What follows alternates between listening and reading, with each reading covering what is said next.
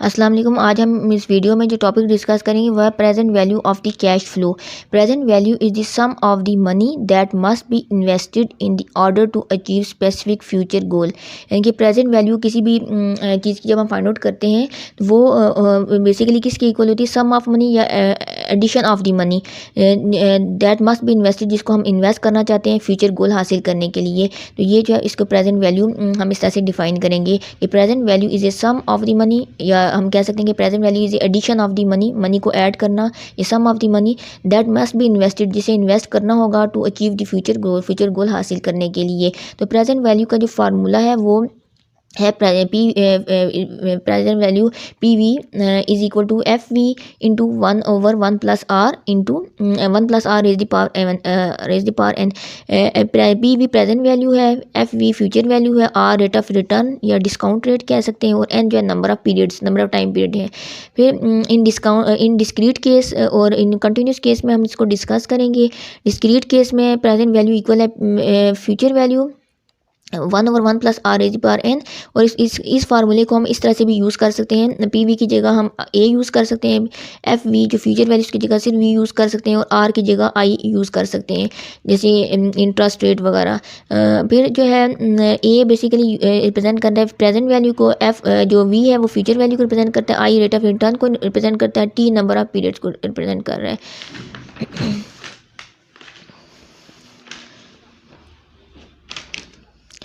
Next हम देखते हैं कि डिस्क्रीट केस में डिस्क्रीट वेरिएबल बेसिकली कौन से होते हैं, कॉन्टिन्यूस वेरिएबल कौन से होते हैं।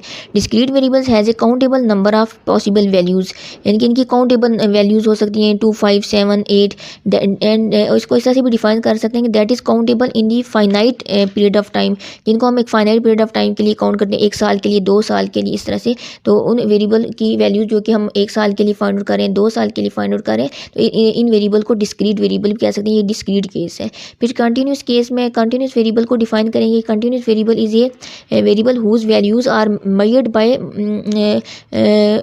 measuring whose values are measured by measuring on the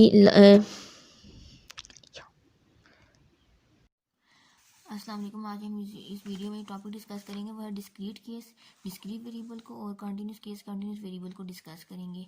तो discrete variable has a countable number of possible values, यानी कि डिस्क्रीट वेरिएबल वो वेरिएबल होता है जिसकी countable number of possible values हो सकती हैं, जैसे number of students in the class. इसी तरह से discrete variable is countable in finite period of time, यानी कि एक फाइनाइट पीरियड ऑफ टाइम के लिए हम इसकी वैल्यू को काउंट कर सकते हैं, जैसे 1 साल के लिए, 2 साल के लिए।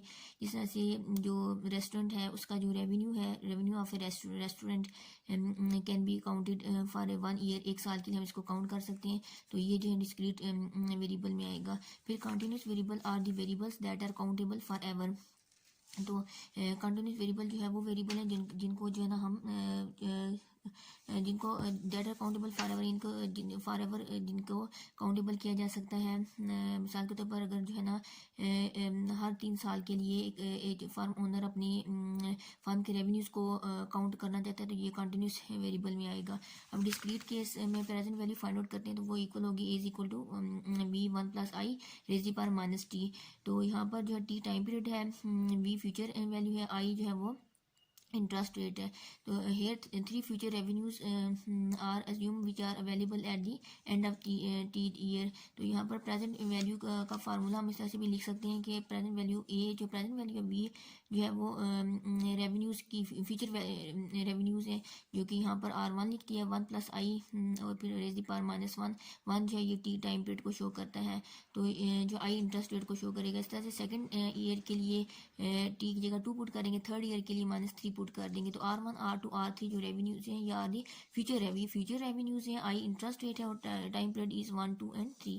तो firm owner want to measure the present value of revenues at the end of each year, हर साल के आखिर में वो जो रेवेन्यूज की प्रेजेंट वैल्यू अगर फाइंड आउट करना चाहता है तो वो ये फार्मूले जो है वो यूज़ करेगा।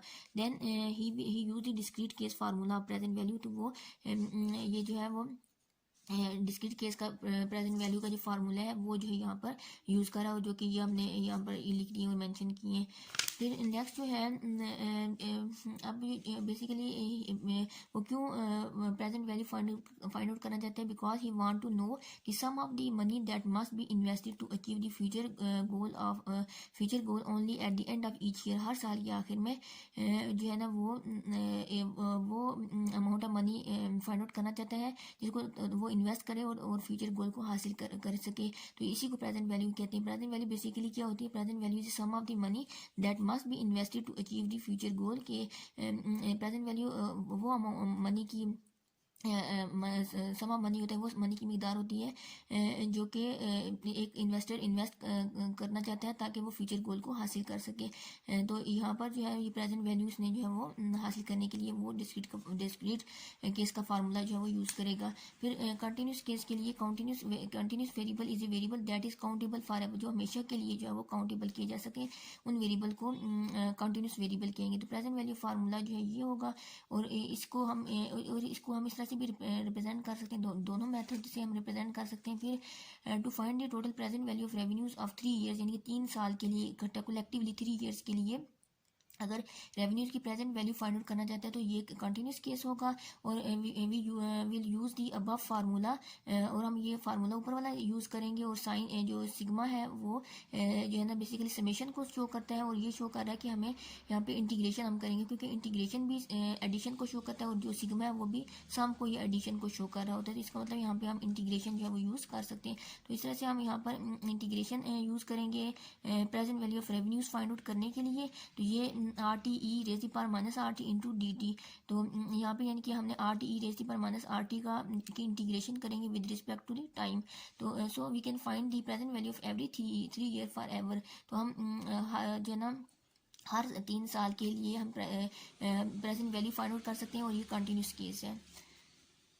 फिर जो है नेक्स्ट जो है हम देख लेते हैं कि यहाँ पर एग्जांपल है कि what is the present value of the continue revenue flow lasting for Y years at constant rate of $D per year and discounting at the rate of R per year. तो ये example है और यहाँ पर present value का ये जो है ना ये गिवन है, ये पाई प्रेजेंट वैल्यू को रिप्रेजेंट करता है और ये DE माइनस आर टी का DE रेज पर माइनस आर टी का इंटीग्रेशन लेनी है विद रिस्पेक्ट टू टाइम। तो हम यहाँ पर डी जो कांस्टेंट है इसलिए हमने इसको बाहर निकाल दिया। अब हम यहाँ पे हमने इस ई रेजी पर माइनस आर टी की इंटीग्रेशन ली है तो और टाइम के रिस्पेक्ट से लेंगे तो ये आ जाएगा -1 ओवर आर, यानी कि पावर में माइनस आर टी है, -1 ओवर आर आ जाएगा। ई रेजी पर minus are T as it is आ जाएगा with limit 0 and Y, upper limit Y है और लोअर लिमिट 0 है।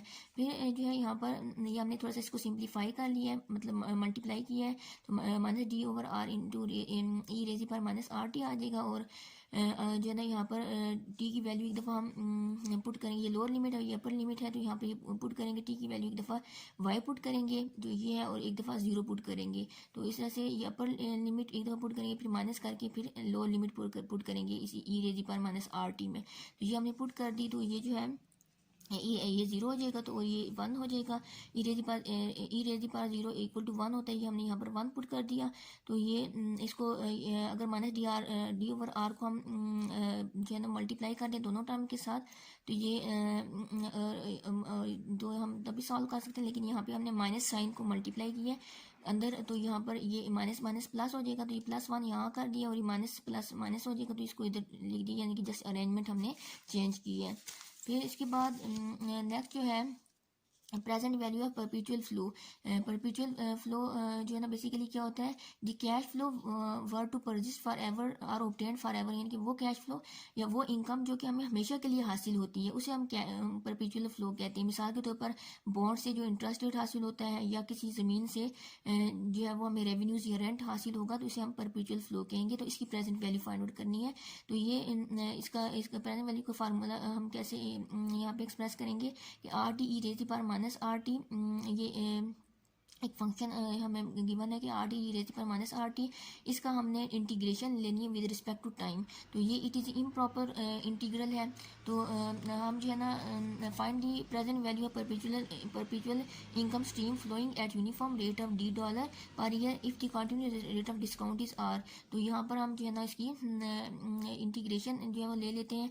तो यहाँ पर ये जो है डी ई रेज पर माइनस आर टी की इंटीग्रेशन लेंगे with respect to time. Time, D E raise the power minus R T की इंटीग्रेशन लेंगे विद रिस्पेक्ट टू टाइम। तो हम इसको सॉल्व करेंगे तो ये जो है ये जो टर्म है हमारे पास, इसको हम इस तरह से भी लिख सकते हैं कि limit Y approaches to infinity और integration d E raise the power minus are t d t. अब हम सिर्फ इस ये जो इतना एक्सप्रेशन है इसको हम सॉल्व कर लेते हैं और फिर यहाँ पे इसकी वैल्यू पुट करेंगे और फिर साथ लिमिट अप्लाई कर देंगे, तो अप्लाई कर देंगे। तो हम सिर्फ ये वाली जो एक्सप्रेशन है इसको पहले लेते हैं। यहाँ पे ये देखिए हमने सिर्फ इसका ये वैल्यू ली है, integration 0 y d E raise the power minus R T into D t, यानी कि हम d E raise the power minus R T की integration with respect to time लेंगे। तो ये जो है हमारे पास आ जाएगा, ये जो डी है कांस्टेंट है इसलिए हमने इसको बाहर निकाल दिया और फिर ई रेज़ पर minus r d d t as it is आ गया। अब नेक्स्ट स्टेप में इसकी इंटीग्रेशन ले लेंगे।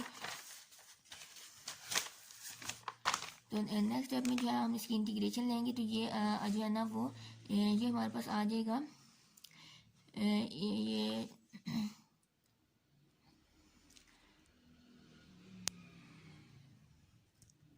तो ये जो है इंटीग्रेशन हम लेंगे तो ये डी ई रेज़ पर माइनस आर टी की इंटीग्रेशन लेंगे तो ये आ जाएगा -1 ओवर आर, यानी कि टाइम के रिस्पेक्ट से इंटीग्रेशन लेंगे तो -1 ओवर आर आ जाएगा इंटू ई रेज़ पर minus are T with limit upper limit Y and lower limit 0। तो अब जो है यहाँ पर हम ये इसको हमने मल्टीप्लाई कर दिया, इसके साथ सिम्प्लीफाई किया तो माइनस डी ओवर आर आ जाएगा। और एक दफ़ा हम अपर लिमिट हमने यहाँ पर टी की जगह पुट की और एक दफ़ा माइनस करके हमने लोअर लिमिट पुट की टी की जगह हमने एक दफ़ा वाई पुट किया, एक दफ़ा 0 पुट कर दिया। फिर इसको सॉल्व किया तो ये यहाँ पर जो है वो 0 आ जाएगा। यहाँ पर ये जो है इसको सॉल्व किया तो यहाँ पर 0 आ जाएगा और उसके बाद जो है ये ई रेज़ पर 0 1 के इक्वल होता है, ये आ जाएगा। उसके बाद जो है वो ये डी वर आर माइनस को अंदर मल्टीप्लाई कर दिया तो माइनस माइनस प्लस हो जाएगा, +1 इधर आ गया और माइनस प्लस माइनस तो इसको इधर लिख दिया, थोड़ी सी अरेंजमेंट हमने चेंज कर दिया। Putting the value in equation z, अब हम इस वैल्यू को जो है ना इक्वेशन z में पुट करेंगे। और इक्वेशन z पीछे थी हमारे पास, इक्वेशन z ये थी कि limit Y approaches to infinity d E raise पर minus are t d t की इंटीग्रेशन लेनी थी। तो अब हमने ये जो एक्सप्रेशन है इसकी वैल्यू फाइंड आउट कर ली और इस पूरे एक्सप्रेशन की जगह हम वैल्यू पुट कर देंगे और साथ लिमिट वाई रेज़ पर Y approaches to infinity, limit Y approaches to infinity जो है वो साथ पुट कर देंगे।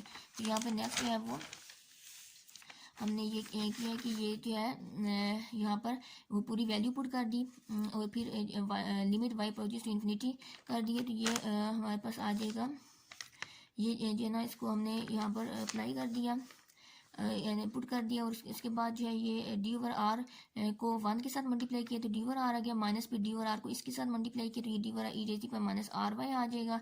फिर जो है नेक्स्ट हम जो है वो हमारे पास आ जाएगा,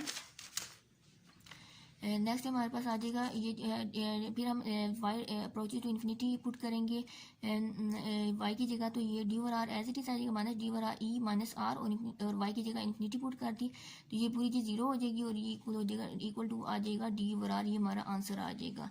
अब हम नेक्स्ट जो है हम करेंगे